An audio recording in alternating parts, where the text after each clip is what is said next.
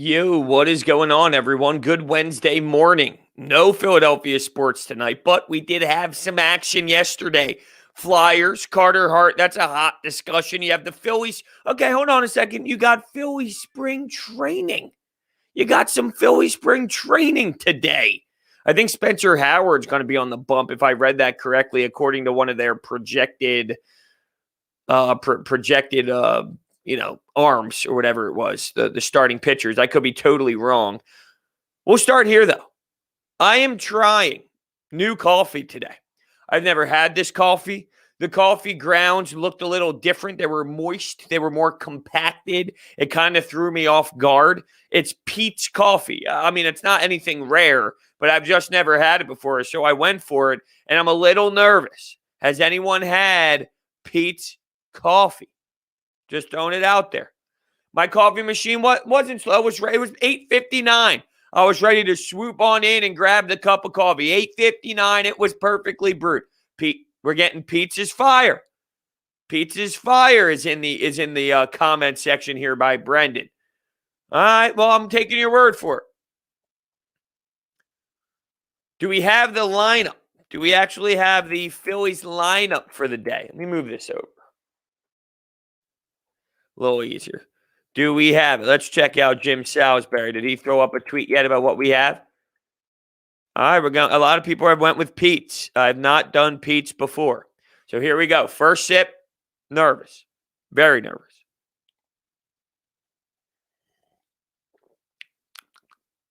Good start. Good start. Okay. Yeah, I know it's a popular brand. I know it is. I think it's one that is thrown out there. I just never really had it. I was like, ooh, I like to have like options. I have like 6, 7, 8 different coffee bags chilling in my one drawer. So when it's time to make a cup of Joe, it's all right. Let's go Dunkin' Donuts. Let's go McDonald's. Now let's go Pete's. Let's go Starbucks. I like my options. I like to grab from the different variety. Feeling something different on a different day. So no, not peach coffee. No, not going to go down that road. But where do we begin today? Wow, it's like you read my mind, Evan. Thoughts on the Flyers game last night. So it wasn't pretty. It wasn't great. It was actually miserable. Let's be realistic. But it was huge. There's no doubt that the outcome of what happened was so significant for this team to beat the Buffalo Sabres and to grab 2 points. If they would have only grabbed 1 point and lost in overtime, yeah, we would have had more problems here. I hated the way it looked. I couldn't stand the way that they played. I hate the fact that they continue to allow a goal as soon as they score. Their defensive zone was abysmal. Carter Hart played poorly. So there's a lot of things that disturb me. But at the end of the day, when you are on a 2-game skid and you're going up against Buffalo and it's that bad and it's that close to a loss, you got to be proud in the fact that they didn't lose. They cannot lose that game, and they didn't lose. Now, I am hearing that the lineup did just drop. Here we go, baby. Kutch leading off. Gene Segura in the 2-hole. Now, that's something I'm fascinated with. Gene Segura in the 2-hole, because he actually, there was a stretch there where that was what he was. He was that 2-hole hitter for you, and I actually liked it then. Something just to keep an eye out on. I don't think this is a long-term thing for the Phillies, but it does seem like, hey, he's getting thrown in there for some reason or another. Bryce Harper DHing. Love it. Didi Gregorius batting cleanup. Miller batting 5th. And Matt Joyce batting 6th. Pretty much Roman Quinn is in there. We'll see if he can do anything, but probably not. And Spencer Howard on the bump. So it looks like a nice little lineup for today's afternoon action. I'm excited to dive deep into it and watch them play. I'm super pumped, actually, because yesterday we got to watch it, but it was on one of those Blue Jay feeds where it wasn't actually a broadcast. They were doing it themselves. I don't know if anyone caught that or not, but it was kind of weird, but better than nothing. I watched, I think, 7 or 8 innings and then realized, holy shit, I've been watching this for 8 innings? The hell is wrong with me?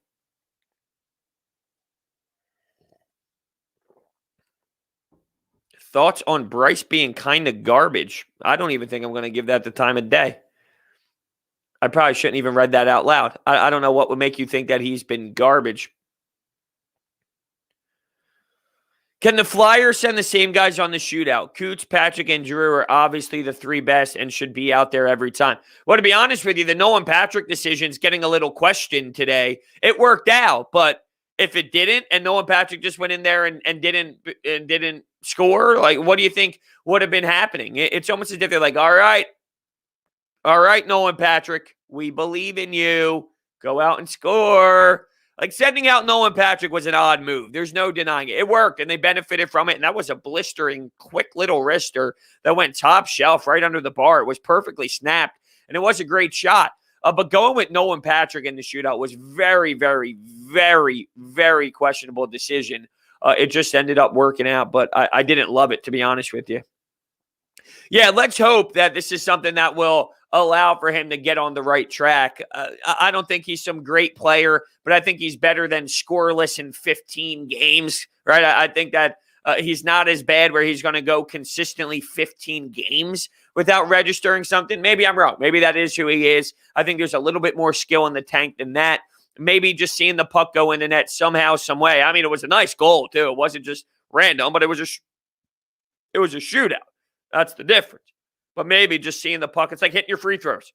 If you're 0 for 6 for the night, but then you hit a couple free throws, you see the ball go through the hoop. So what does that do? Well, you start transitioning into a little bit more of a confident player that night. You realize the ball is going through the hoop. And, so it's kind of that concept with Nolan Patrick. Claude Giroux is so important to the team. Mikey, I couldn't agree more. When he scored that goal right after the power play ended, right in front of the net, winning stick battles, there was a look on his face of determination, and it's that face that brings out that leadership quality that, he kind of like gritted his teeth a little bit. And, the gesture of it was kind of like, fuck yeah, you know what I mean? And that just, it does a lot for the room, and then people realize that type of work ethic and that battle in front that he won, and that was huge. I mean, Claude Giroux was absolutely big in that comeback for the guys, for the Fly guys. Let's see here. This season for the Flyers feeling like 18-19 for the Eagles. The team has success one season and tries to run it back with the same group, and it doesn't work. But that's different because in football, like, this is why it's different. First off, they didn't run it back. Losing Matt Niskanen is significantly hurting your D-core. You didn't run it back. Like, what are you supposed to do in hockey? If you end up having a nice season in hockey, you're going to keep the core together and try and do it again. And they didn't keep the same exact core. They had someone retire on them. Their best defenseman randomly retired on them. But then they had to squirm around a bit and say, okay, well, now we got to bring back Justin Braun.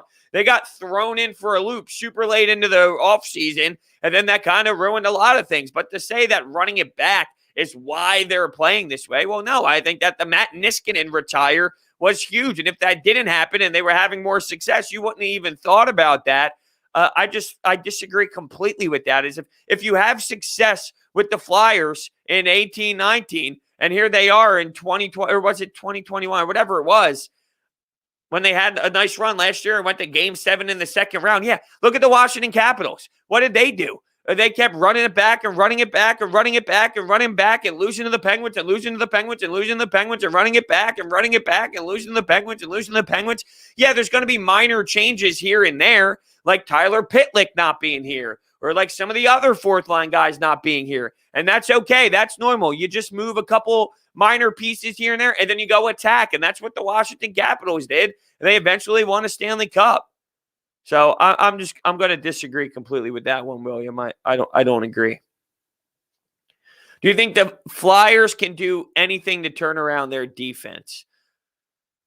I mean, I know Ekholm's a name that's out there that everybody is excited about because he's a veteran defenseman in his 30s, been around the block, and can slow things down for this unit. I'm intrigued and fascinated to see if one defenseman changes everything. If bringing in Ekholm and then sliding everybody else back in their different roles, if that would then help out this team so tremendously that we feel so much different about their D-core. If Matt Niskanen was back, would this team be completely different? I don't know. It's so hard to imagine one person doing that. But last year, they lost from this year to last year, they lost Matt Niskanen, and look at the huge difference in the D zone. So I'm really fascinated on what one defenseman could do and how that changes what this team is going to look like. Because defensively in the D zone, it's just brutal. Well, guess what? Ekholm's going to play any side. That's reality of the situation. And being someone that has bounced around from side to side and all, come on, you'll be all right. You'll be all right. How awesome would a Toronto-Boston Cup final be? It would be pretty insane. Toronto's on a little bit of a skid, although Austin Matthews is still scoring goals. Would you consider the Sixers frauds as title contenders? I feel like this is coming out of nowhere, but no, I don't think that. They are in the conversation for the best team in the Eastern Conference. If you look at the Eastern Conference, let's look at it logically. The Brooklyn Nets, the Milwaukee Bucks, the Philadelphia 76ers. Those are your top teams, and there's nobody else really close. You have the Miami Heat. You have the Boston Celtics. You have other teams that are better than your average squads, no matter what their records say they are right now at this very moment. But at the top, they're at the top of the Eastern Conference, and I think they're all in that same category. Now, Brooklyn might be running away with it a little bit, but that doesn't make the Sixers frauds. Now, I do think sometimes the reason why I feel as confident about them as I do is because there's no true team that is no doubt, no brainer, a lock to get out of the Eastern Conference, or maybe it's a product of the Eastern Conference. And if that's your question, is the product of the Eastern Conference? Maybe, but I don't think that makes them frauds. Like you have Joel. What do I say all the time? When you win a championship, it's because you have a legitimate superstar playing at the top of the league that can steal you games, win you games. Like that's how this league works. You need that player to win. There's other ways to do it, but you have such a small percentage of a chance to do it. There are teams that do it without it. The Pistons back in 2004, but if you build your team like the Pistons did in 2004, it's going to take you a long-ass time to do it. It's going to take you a long-ass time to do it to find a damn superstar too, but my point is, Joel Embiid is now playing at that level. If you have a player playing like Joel Embiid and he's playing at that level, you're not a fraud. You have that serious contending piece that you need. So if you have a guy like Joel Embiid playing the way Joel Embiid is playing, you are not a fraud. It's as simple as that. You are not a fraud. All right, so we says here, still learning about hockey and the Flyers, but I don't see any more excuses for Hart. You say we have a weak D zone, which we do, but Elliott plays amazing with the bad D zone. Again, I'm still learning. Yeah, okay, so here's what I'll say about someone who's learning the game of hockey. It is so rare, insanely rare. Like very, very, very rare for a netminder to walk into the league at 20 years old and be a franchise goalie. It doesn't happen, honestly. It is not a reality of the situation. So what you are seeing is a kid who is struggling and who is young and who is learning on the job and who is experiencing NHL players that are studying film and realizing that his glove side needs some work. And there's a goalie right now who's lost a little bit mentally, but that's because this is why we all said, you know what, it's going to take some time with Carter Hart because at 20 years old, it's tough. It's tough to learn on the job. Now he's 22, so he's gaining a little bit of experience, but he's going through his ups and downs and he's going through his journey. It's going to be an emotional ride. This is standard for someone who's young in the league, normally as a player. When guys come in at 18, 19, 20, look at Jack Hughes, for example. Last year, it was like, okay, what's Jack Hughes all about? Whoa, hold on. He is now becoming a nice player. It just takes time. I think our expectations for Carter Hart so instantly was, this guy is dynamite and he's never going to fail. And that's unfair to him. He is going to fail. He is absolutely going to fail. He's 20, 21, 22. This doesn't happen. This is not how the league works. You do not have 20-year-old goalies stepping in and being elite forever. So I think this is just part of the process of a young goalie and having this unique situation in between the pipes. Brian Elliott is mid-30s. He's been around the block. All right, so I just think the difference is experience right now. And yeah, you know what? Brian Elliott might be playing better right now, and he's got some confidence. What I think it is too is there's been times where the D zone failed Carter Hart, and he would make the save and he would have his team's back. Right now, the D zone is making a huge mistake and he's not coming up with those timely saves. But that doesn't change the fact that the D zone is making horrendous plays in front of him and leaving guys like Sam Reinhart wide open, available in the slot. So I just don't think it's time to get all nervous, scared, freak out about Carter Hart. You know, like I think it's time to relax and realize the situation. That's what I think about it. My mic keeps going up and down. Well, that's weird. Is my mic having issues for everybody else, or is it okay right now? Let me see here. Check my audio settings. 1, 2, 1, 2.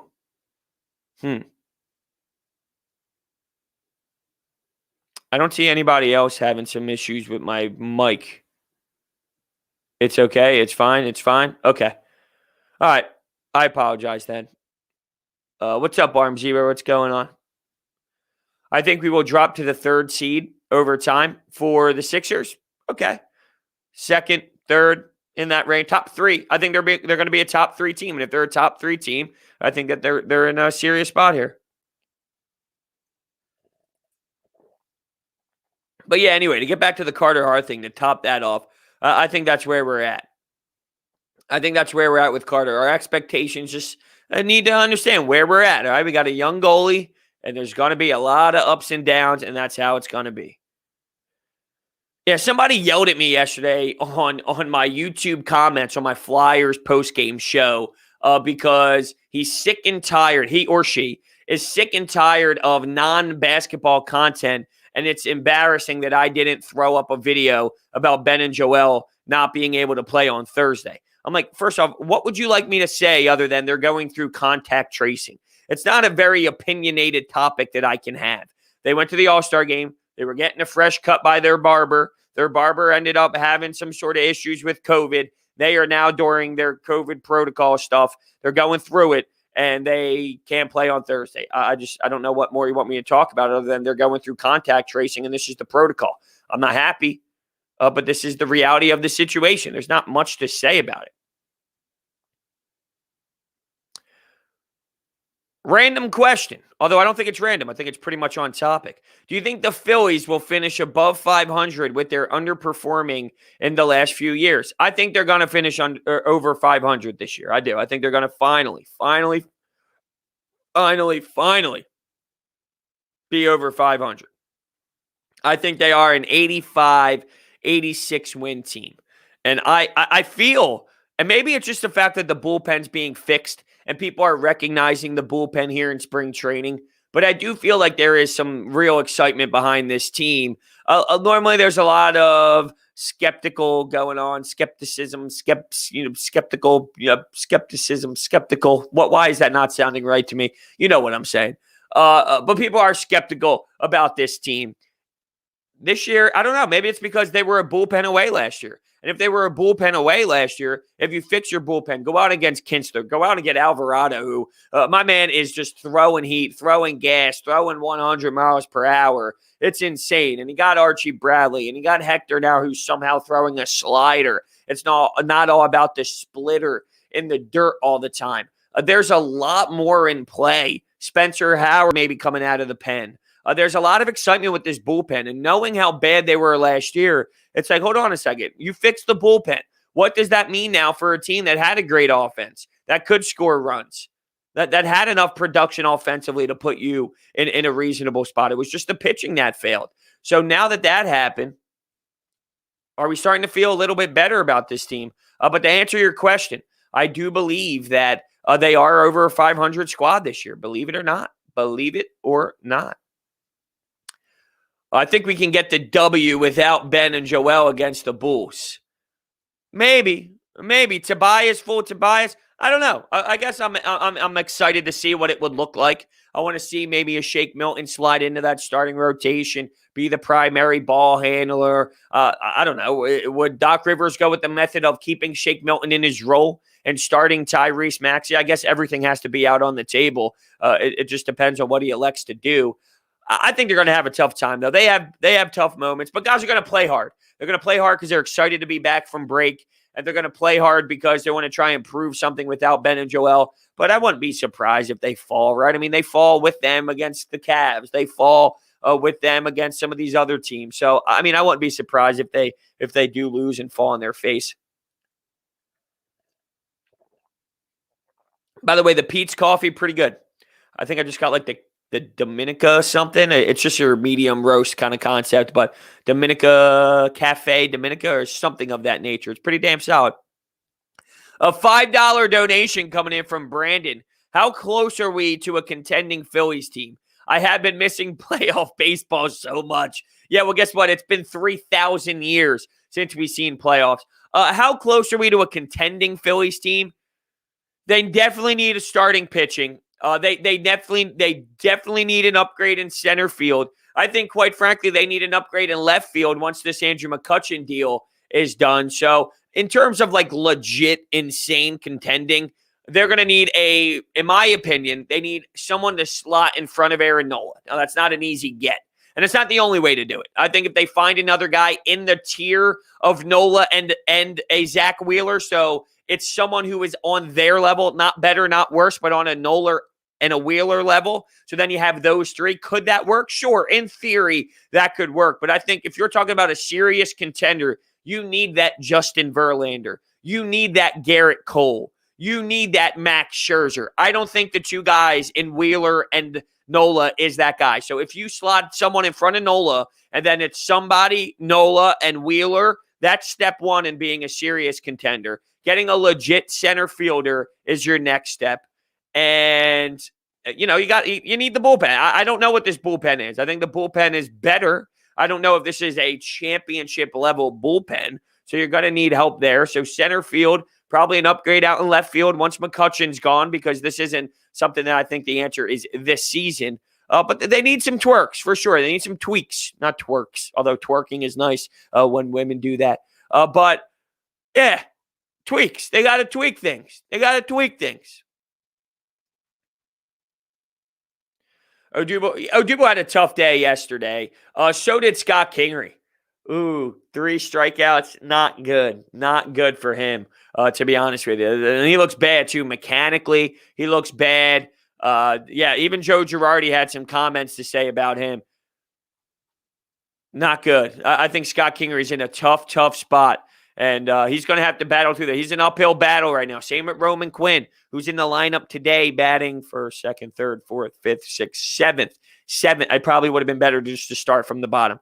But yeah, he is he's battling. But Scott Kingery had a really tough day at the office for sure.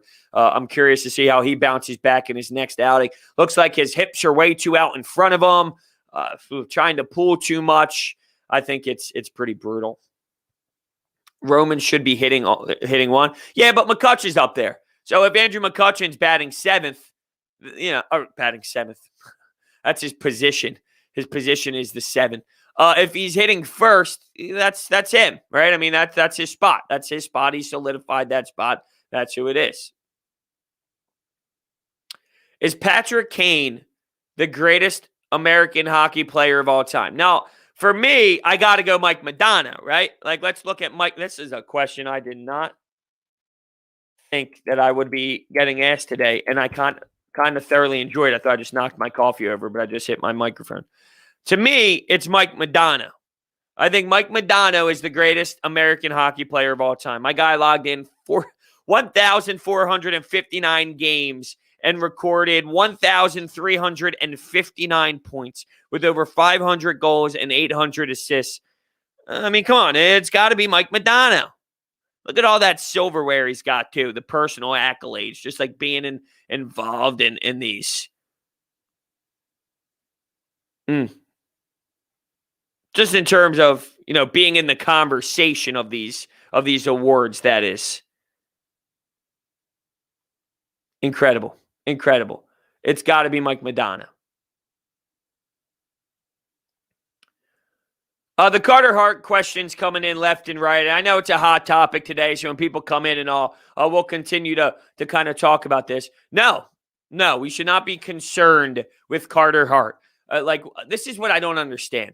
What is it time to do? So he has a little bit of a funk and he's struggling a bit at 22 years old. Should we trade him? Do we get rid of him?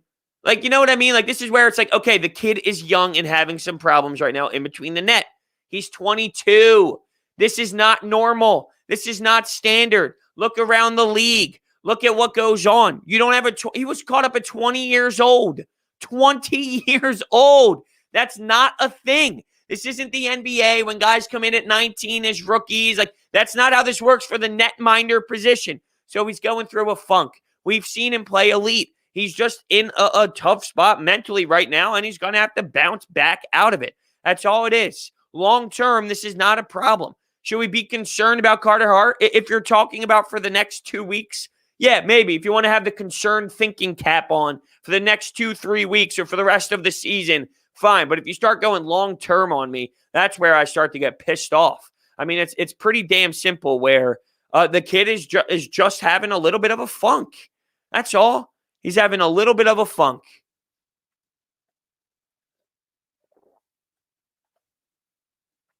Brodes, would you be interested in Shane Bieber? Of course. Thoughts on the universal DH? I hate that I know that it's going to eventually transition to that because this is how sports works, right? You transition. I'm surprised they didn't have it like fully on this year to our knowledge yet, because you thought as soon as they implemented it, it would automatically be set in stone moving forward pretty much every single year from that point moving on, right? But I like the thinking man's game, the thinking woman's game when it comes to the universal DH. It's strategy. Your starting pitcher, he's batting in the next part of the inning, but he's playing so well. He's pitching so well. It's the 6th inning. His pitch count's getting a little high. What do? Do you pull him? Do you yank him? Who's on the mound for the other team? Can you slot in one of your better utility guys off the bench? Does it make sense? Is it lefty, righty? What are you going to do, right? Like, that's going to base your decision off that. If you have Jay Bruce up there, but you realize who's on the bump for the other team, all right, maybe I can't do it. You know what I mean? So there's so much more thinking involved that I enjoy the NL way, but I think I'm just kind of numb to it because I realize that they are going to make the change. So it's almost like I'm already prepared for the change to happen. But if I could choose, I'd keep it the same because I like the way when it's in the World Series. Okay, now you have an NL team or an AL team coming to an NL park. And now it's, all right, now you're in the World Series and you got this team who's not accustomed to having to play that style. And now they have to. It changes everything. I love it. I really do. Chris says teams are getting a bit of a notebook on him, and it happens with everyone. He's fine. Defense isn't looking good either. Been subpar. Oh, yeah. Subpar is doing it a disservice. It's been putrid. Yeah, but they're realizing that glove side high is a way that you can shoot. You can absolutely shoot and score on him on the glove side. So he's starting to get picked off a bit, for sure. He's starting to get blocked, and they're starting to find the twine. I love coffee with Brodes. It gives me a reason to wake up and sip the cup of Wawa regular with French vanilla, and also gives me a reason to ignore school for an hour. Keep it up. Thank you so much, Evan. That's a good combination. Wawa regular with a little splash of French vanilla. That's a good one for sure. This is coming in from Dave. Loving the content from UK Lockdown Life. Which area of the Sixers changes the season? Which area of the Sixers changes this season would you grade higher? Front office, coaching, or squad? Well, it's front office. Front office. And it's a no-brainer for me, Dave. Thank you so much for the kind words and all the support. I even said this at the end of last season when they got swept. It was obvious they needed to change. They had to mix things up. But it was the Joshua Harris effect that bothered me. They had guys making decisions in that front office that should not be. Quite frankly, they were making poor decisions. They went very, very heavy analytics, and this wasn't a Brett Brown thing. This was a front office philosophy ownership problem where they had way too many people involved, people making basketball decisions that should have never did, whether it's O'Neal or anybody else in play, Rucker. It was a problem. And I remember screaming during the post-game, it wasn't the post-game pod, it was the end of the season pod. Nothing will change until Joshua Harris changes what he does. Until he figures out that he can't be involved the way that he is, they are screwed. And what do you know? You move on from, you move Elton Brand to a guy of less power in the same role. You bring in Daryl Morey to make basketball decisions, and everything changes. It's pretty simple to me. It's front office change. Front office change allowed for everything else to happen. You had your ownership way too hands-on. Weird, because it seems Jeffrey Lurie has now intensified his work with his fingerprints on things.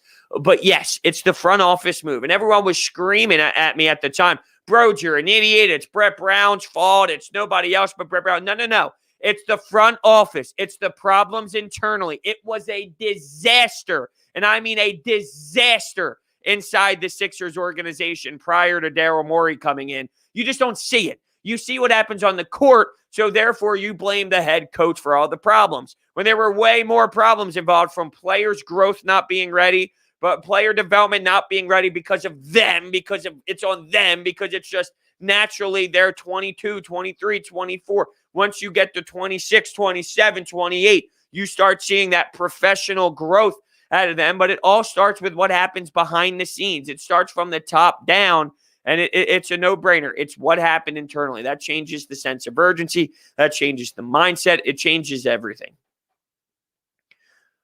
For some reason, the Flyers play better in front of Moose. Why is that? Oh, there's a backup goalie theory. I know Mike Missinelli is big on the backup goalie theory, which I tend to believe in to an extent. I also think Moose is just playing better in general and more sound right now. But when you know your backup's in, you play a little tougher because you realize, look, when you get yanked, when Carter Hart gets yanked, it's like, oh, shit, AV's making a statement.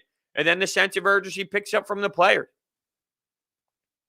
Claude Giroux is my favorite Flyer of all time. What's yours? So there's no doubt that Claude Giroux is on that list. I go back and forth between G and Simone Gagne. Now, when I was younger, I loved hockey, obviously. It was my number one love. But, I'm a young kid just watching the game. I don't get to study it the same way I get to do now that I'm in my mid-20s. I get a different appreciation for it. So without Simone Gagne, I don't know how, he was a big part of my fandom, let's say. But Claude Giroux, I've been through the grind with him to the point where it's hard for me not to say Claude Giroux. So I'm torn between Simone Gagne and Claude Giroux. That's where I'm at. Kimo Timonen was the man. Yeah, Kimo Timonen was solid. Happy for him to finally get that cup when he went out and won it with Chicago, right? He ended up winning it with Chicago right before his career ended. What's good, Brodes? Where do you rank Miles Sanders amongst all other running backs? I think we did this before, maybe like a month ago or so, but let's see. Top running backs, just to see like a list. Just to see like a list of guys and see where he So this was before last season started. Ranking all 32 running back one, like first string running backs heading into the 2020 season. So this is prior to the season even starting. I'll say a name and then we can kind of go through it, right? Oh, hold on. We got a little ad playing here, which I don't want to hear. How do we stop this? I'll just hit the mute button. All right, so Christian McCaffrey. Miles Sanders is not better. Ezekiel Elliott, I'd rather have Zeke. Nick Chubb, I'd rather have Chubb. I'd rather have Alvin Kamara. Joe Mixon, I think you can have that debate, maybe. Barkley, I'd rather have Barkley. Derrick Henry. The problem is with Derrick Henry is he's a guy that you build that offense around. You don't build that offense around Miles Sanders. You don't build your offense around like you do with Christian McCaffrey. Do you with Zeke Elliott? Maybe, but the difference is they have weapons. They have so many damn weapons that they don't because they have a good passing game as well. But Saquon Barkley, you can build your offense around. Derrick Henry, you can. Dalvin Cook, I'd rather have Dalvin Cook. Josh Jacobs, that's another one that you can have a debate. The problem is you can look at numbers, and the numbers still pop, and they're big for Miles Sanders, but you had a head coach who never used them. You had a head coach that never used him. So it's almost like with Miles Sanders, you don't really know his full potential because he was so limited, and he wasn't able to actually get out his full play because the head coach didn't utilize him in the run game enough. That's where I think the issue is. But Aaron Jones, I'd rather have Miles Sanders. Eckler, I'd rather have Miles Sanders. Fournette, I'd rather have Sanders. Mark Ingram, I'd rather have Sanders. Now we're starting to get into that territory of like Chris Carson, Singletary, Damian Williams. So we're out of touch here. So I think you can make the debate of top 10. Josh Jacobs, man, he's a good player. I do like Josh Jacobs. Man, I'm in this top 10 list. I'd slot him in, like, Joe Mixon is 5. I think I'd rather have Miles Sanders than Joe Mixon. And maybe that just has to do with, and look, Miles Sanders has been banged up too. Let's be real. When you think about Miles Sanders, lingering hamstring here, lingering issue there. But I'll go with top 10 because Dalvin Cook, Derrick Henry, Saquon Barkley, Alvin Kamara, Nick Chubb, Zeke, Christian McCaffrey. I'd rather have those guys. The Derrick Henry one's interesting, though. You only want him if you're going to play one way. Miles Sanders is versatile in this new style of offense where he can be a little bit more creative in design. Derrick Henry's like, yo, we're going to pound the football down your throat, and you're going to know we're doing that, and we're still going to be effective because you're not going to be able to stop us, right? So it just depends on your style of play, but there's no doubt that Derrick Henry is insanely, insanely lethal. But yeah, so top 10. Top 10. In that 9 range or so. There's some other guys out there that didn't make that list just because of this was heading into the season, keep in mind. So they had Miles Sanders ranked 21, behind Le'Veon Bell, behind Todd Gurley, behind right in front of Adrian Peterson and Tevin Coleman. Yeah, that's prior to 2021. Crazy. But yeah, so there's that. Miles Sanders does have a problem dropping some passes. There's no doubt about that. Everyone will yell at Carson Wentz because, it wasn't a good enough throw. No, Miles Sanders also dropped it. Miles Sanders also had both hands on the football, and it fell. Now, that doesn't mean that Carson Wentz had a great season because I think we all understand that he did it. But I do think that it's a little strong towards one person. The hate is definitely a little strong towards one guy when you look at what happened last year with that Eagles offense. To act as if one person could make it look that disastrous, well, that's unfair. You really got to start doing the tape study or, start listening to people who have respectful tape study stuff, who've been covering the league for 20, 30, 40 years that break it down and then they compare it to what other coaches are doing and what other teams around the league are doing. Because everything I heard about Doug Peterson's offense, and then I go back and watch the All-22 myself, I see it as well with these vertical routes. You have a quarterback that's struggling. You have wide receivers that lack separation skills, that lack talent. You have a banged-up offensive line, and you're going to lead the league with vertical routes. Please explain that to me, Doug. It just shows you a lack of awareness by the head coach and not understanding fully where the team is and not adapting well on the fly. Just not a good thinker on the feet at a Dougie P.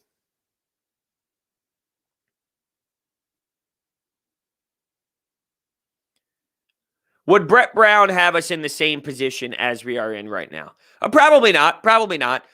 Look, the whole roster changed, so it's funny.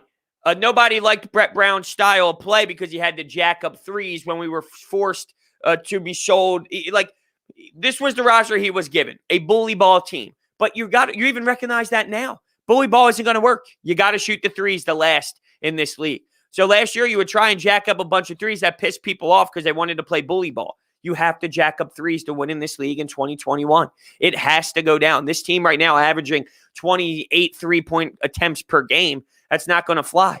But where Brett Brown was on this in his tenure here, year 8 it would have been, or close to that range, the message was clearly dry. So changing the front office and then changing the head coach brought in a different sense of urgency and a different change. That's what changing coaches does. That's what happens. You get a fresh voice. You get a fresh sense of urgency. Look what happened with the Flyers. They changed Dave Axtell. They bring in Alain Vigneault, and Alain Vigneault has this powerful message. There's a reason why Alain Vigneault was fired from the Rangers when he went to the Stanley Cup Finals and lost. There was a reason why the Vancouver Canucks fired Alain Vigneault, went to Game 7 against the Boston Bruins in the Stanley Cup. These are good coaches, but sometimes their message runs dry. There needs to be a change. And then, guess what? You gotta somehow get a new message out to your players. So there's a reason why, as great as Doc Rivers is, right? Because we all admit that Doc Rivers has made an impact on this team. He's been fired from LA. He's been fired from other jobs. He's coached around the league.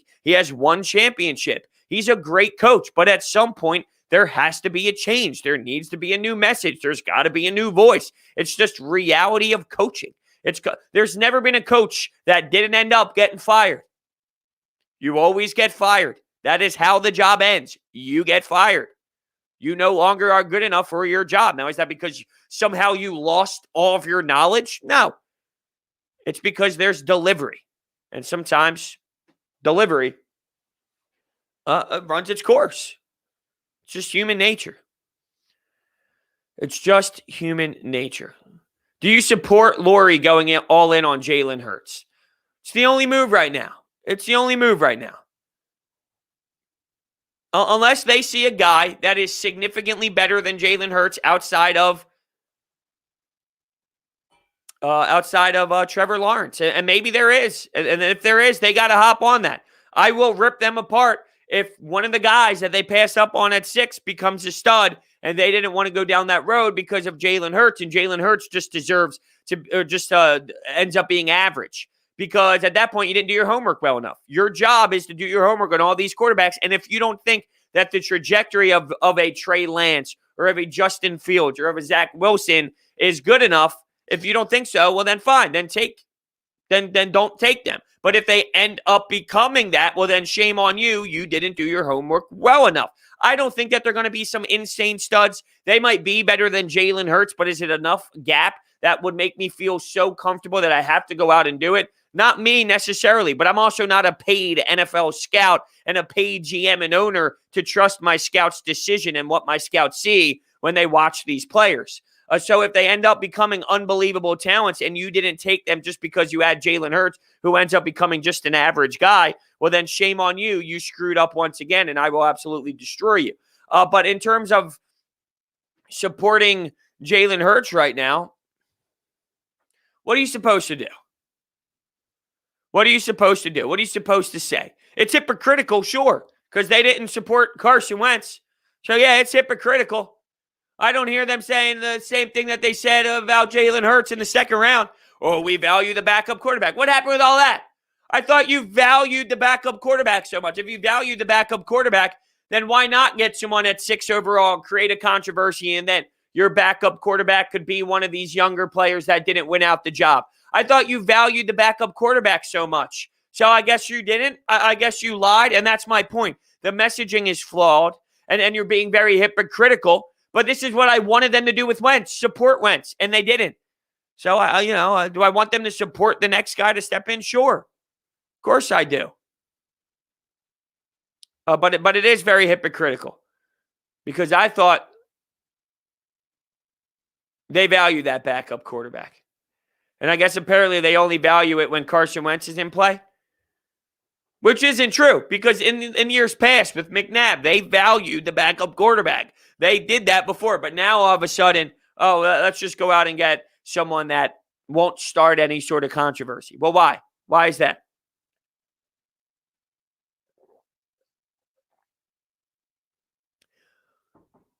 Hatesy comments in and says, why not just get Nick Foles back? Because Nick Foles stinks.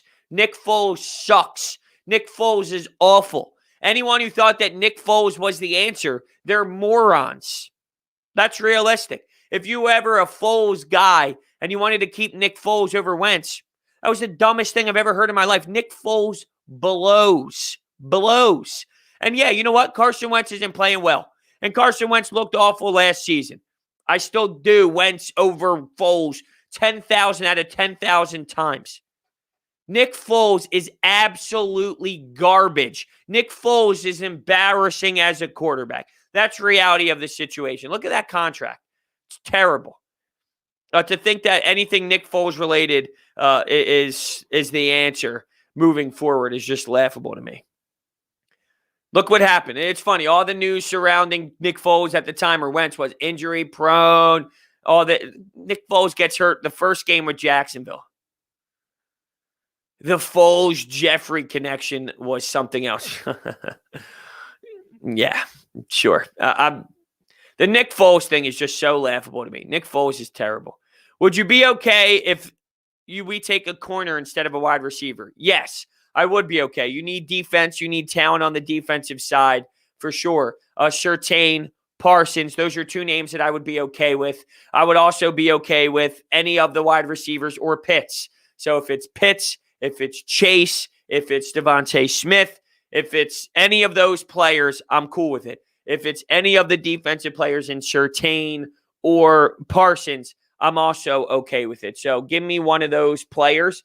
So Jamar Chase, Pitts, Devontae Smith, Parsons. Those are the type of players that I would be cool with, and I'm okay with moving forward. So any of those players, you got to get an impact guy, and you got to get you got to get stronger in multiple different areas, and that's the way to do it. Target those players. You don't have much young talent on the defensive side of the football, so that's very large here to think about. You need that young guy to build around. You don't have that. You don't have anyone. They did, by the way, restructure Isaac Seumalo's contract. So now what they're doing is they're pushing the money down the road, and they're doing the same thing that they always do. There's two ways to look at it. Here we go again. Or you look at it like, well, they do this all the time, and they always say they're in cap hell. They get out of their cap hell. So which one is it? Is it them? Is this just how you do it? You constantly just do this, and you keep kicking the money down the road, and you constantly just kick the money down the road? Or is it is it going to be a problem? And is it eventually going to catch up to you? Because we thought this year would eventually kick your ass. And it seems like they're finding ways to restructure deals and do this. So while we all get worked up every season, they're in cap hell, they find a way to maneuver out of it to an extent. We'll see. Because they do have to make some major moves, and they do have to get rid of some big-time players, Zach Ertz being one of them, and also it is costing you. And I always go back to that debate. They are getting out of their problems. They're also taking a big chunk to do it. They're getting rid of some important players to do it, as they also restructure some contracts as well. So there's a lot into it. It's not just one basic statement. There's so much. You got to look at all of their moves as one big conversation, not just, well, they did this and they did that. It's like drafting. Everyone's like, if you're one of those Howie people that support some of his draft picks, well, they got Sanders and they got Goddard. Okay, you can always find one or two guys that a person hit on, but it's about a 3-year window. It's about a 4-year window. What are those 3 years of drafting doing for you now? You can always pick one or two things. So with this contract situation and pushing contracts down the road with Howie Roseman, you're always going to find, okay, well, that was a good move, and this was a good move. But it also costed you Zach Ertz, and it also costed you this player, and it costed you that player. So we need to look at it in its totality and its entirety first, and then you can kind of discuss what you thought about the moves to get underneath the salary cap in its totality. Flyers practice at noon today. Let's see if Raffle is back. Yeah, with Raffle, he played like 8 minutes that one night, and then either that was against Pittsburgh or Washington. I forget. And then, yeah, you haven't seen him in there. I thought it was weird for Alain Vigneault to go 11-7, though. I hate that. He ended up scratching Bunneman and going with, who did they throw in the lineup instead? Gustafson, maybe? And my problem with that is you played Robert Haig 8 minutes. If you're going to play a D-man 8 minutes in an overtime game, you're telling me you couldn't have got more production out of Connor Bunneman? That's where I have. And maybe I'm thinking about it. What was it? Something about, I don't know. I know AV mentioned getting more involved with power play stuff and special team stuff. And maybe knowing how struggling the units were, was there something with, hey, let me get Gustafson in this lineup, and that would maybe be more productive on the power play than anything Bunneman would give you, obviously. So maybe it had something to do with just special teams, but I hate the 11-7. I really do. I'm not a big fan of that at all. Do I think Harper gets a hit today? Sure thing. Of course I do. Maybe a big bomb. I mean, he stepped into the box the other day and gave us an opposite field ding-dong in his first AB, so why not? Although his second outing wasn't as strong, of course. Michelle Therrien is garbage. Yeah, the Michelle Therrien hate is real, but that power play is bad. Ironically enough, though, yesterday, the special teams were huge. Claude Giroux's goal came 3 seconds after the power play was over. Ghost scored that power play goal, which was insane. That was huge. So and their special teams for the PK side of things. They killed off that Kevin Hayes penalty. They killed off that Jake Voracek penalty. which Jake Voracek was bitching and complaining, and it was probably the most blatant trip I've ever seen in my life. Couldn't have been more standard of a trip, but I think he was more disappointed with that missed interference call in the corner just seconds before that. So, yeah. Terrian can only do so much, Yes, but I also think when it gets this ugly for this long, you got to start looking at more than just the players, and it starts to dive deeper. I'm always blaming players over coaches, but if it's a stretch of 30 games of just miserable power play, there's something to the structure of it. And you heard throughout the broadcast the bumper guy, where, when you set up this power play, there's going to be a guy in that high slot area where you work the puck around the perimeter between a couple guys, one guy at the top of the blue line, two guys there at the top of the circles, and one guy will bounce into that high slot area to be that, what was the word he used to call it? The bumper. Yeah, they're having an issue utilizing that. Yeah, Ghost for sure. But my problem with Ghost is you're not a top D pairing guy. That's my issue. Ghost is not good. If you have Ghost on your first D pair, you're in trouble. I like him on the power play. This version of Ghost is great. This version of Ghost would be phenomenal if he's your 5th, 6th D. It shows you the depth. But if this is your first D pair with Ivan Provorov, you have a problem. You have a problem. Ghost is playing better than I would have ever anticipated him playing this season. I'll acknowledge that. But the bar was so low. Shane Gostisbehere is not. He is not a first D pairing type of guy. You have a bad D core if he is your first D pairing guy. He is a 5'6" guy with a power play role. And if that's who he is, then you're in a good spot. Like, you have a good D core if that's where Shane Gostisbehere is. But if he starts playing top 2 minutes, you're screwed. You're screwed. We should go after Savard. Yeah, I've heard Savard's name be brought up a couple times, to be honest with you. That is a name that's thrown out there. Where are we here with some of these questions? Ristolainen is garbage. I feel like that's random. But okay. Why do all NHL teams set up the umbrella? Why don't teams do the boxing? Well, you do the overload at times. I saw a spot yesterday where this was when the Flyers power play was struggling before they actually scored any goals. Here's Nolan Patrick trying to pass in between his legs. He's at the side of the net, and he's trying to thread the needle into the slot area. And Nolan Patrick's trying to pass it in between his legs. Like, what are you doing, dude? Now we're just on the side of the net trying to throw blind passes between your legs. Like, that's an embarrassment, right? That shouldn't happen at all. That ghost clap was pretty nice. Oh, it was a bomb. Oh, for sure. That was a hell of a shot. I thought Travis Konechny got a piece of it. I thought even maybe JVR tipped it in front. Just based off of, I thought there was a little misdirection by Travis Konechny there with the stick, but I guess not. A huge shot, though. Huge shot from Ghost, and he let it ride. He let it rip. And good for him because he's playing good hockey. And, he always talked about his injuries and having to come back from that, and he never felt healthy. I never thought he'd get back to this style of play. And look, this play isn't even great or fantastic. Once again, I think the bar was so low. This is a nice version of Shane Gostisbehere. But if he is your 5'6" D man, that's the role for Shane Gostisbehere. That's the role for him. I prayed to the hockey gods for a power play goal when Ghost scored. Yeah, I got to the point where showing skill is an embarrassment. Yeah, I mean, Nolan Patrick is, dude, Nolan Patrick is, who do you think you are to start throwing through the leg passes on a power play that's struggling? I mean, at that point, it's like, what are you doing? Who do you think you are right now? Who do you think you are? If someone like Panarin or Patrick Kane does it, okay, but you have one of the worst power plays in the NHL right now, and who do you think you are? Like, that wasn't showing skill. That was just a horrendous play. Like, there's the difference between showing skill and just dumb IQ. And in that moment, that's dumb IQ. What are you doing? Your power play sucks, and you're blindly that's the reason why this power play sucks, because of bad decision-making plays like that. There's no way to support that logic. What could you possibly support about Nolan Patrick making that type of play. That's not showing skill. That is just a bad, boneheaded attempt. There's a difference. Just a bad play. Is there some coffee left? Yeah, there is. Honestly, I'm not even drinking it fast enough. And now it's hitting like this point where it's kind of in this lukewarm territory that I'm not pumped about. I need my coffee burning hot to the point where it burns my mouth.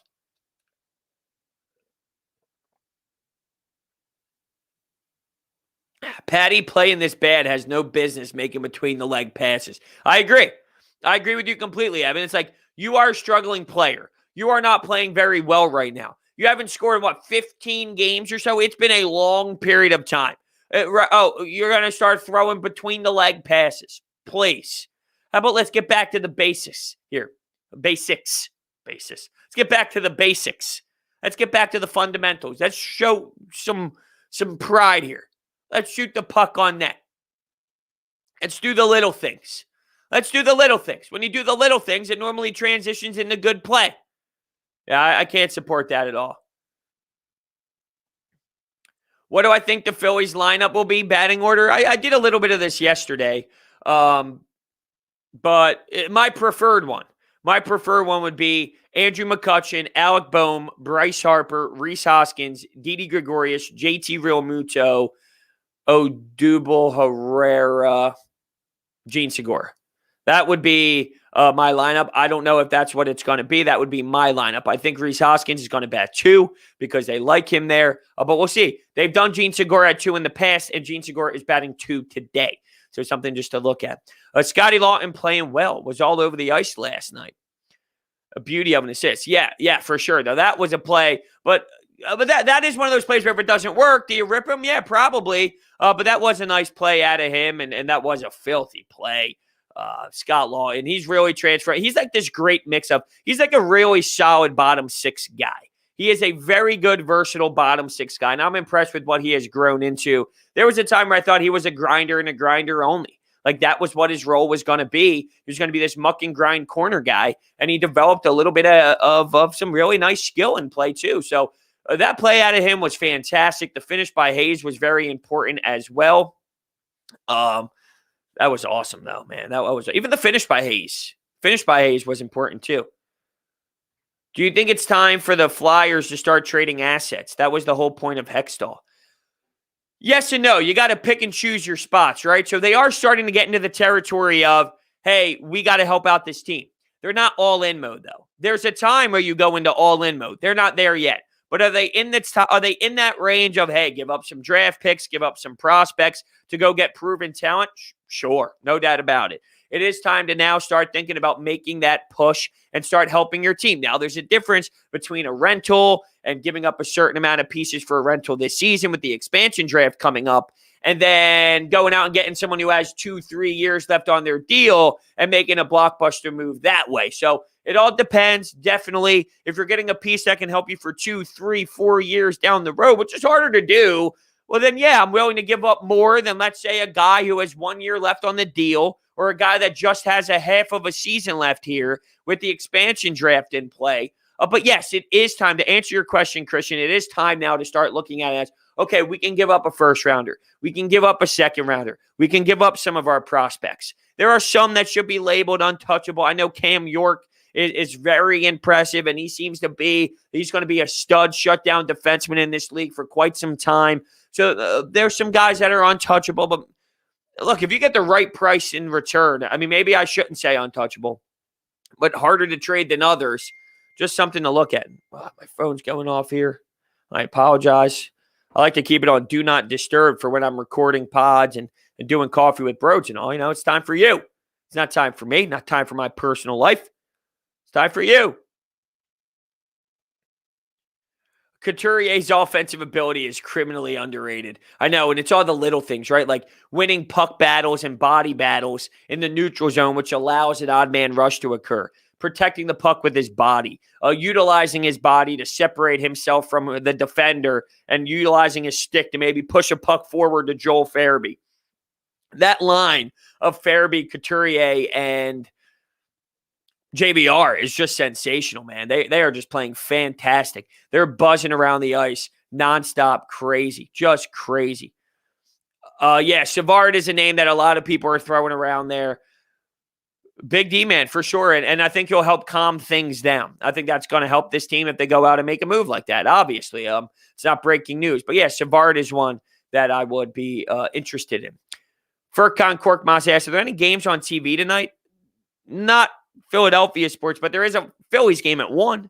Phillies game at 1. So there's an afternoon tilt, a little spring training if you're interested in that. That trip on JVR at the end of the third was a joke. Oh, Jake Voracek. No, I disagree, Evan. That was textbook trip. Seriously, that was a textbook trip. You got a stick wrapped up in the feet. The guy goes down.